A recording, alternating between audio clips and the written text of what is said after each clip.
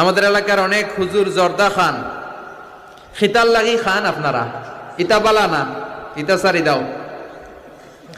জর্দা খাওয়া কি জায়েজ? আপনার মতামত কি? ডক্টর জাকির নায়েকের লেকচার শুনেছিলাম জর্দা তামাক খাওয়া যাবে না, আপনার মতামত জানতে চাই। জি, ডক্টর জাকির নায়েক ঠিকই বলেছেন, জর্দা তামাক খাওয়া যাবে না।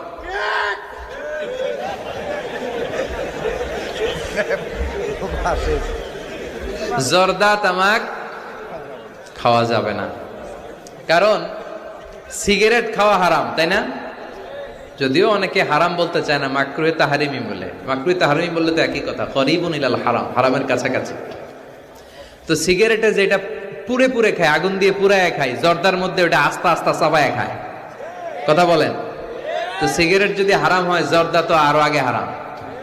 এই জর্দা, সিগারেট এগুলোর সাথে মুসলমানের সম্পর্ক নাই। এই সিগারেটের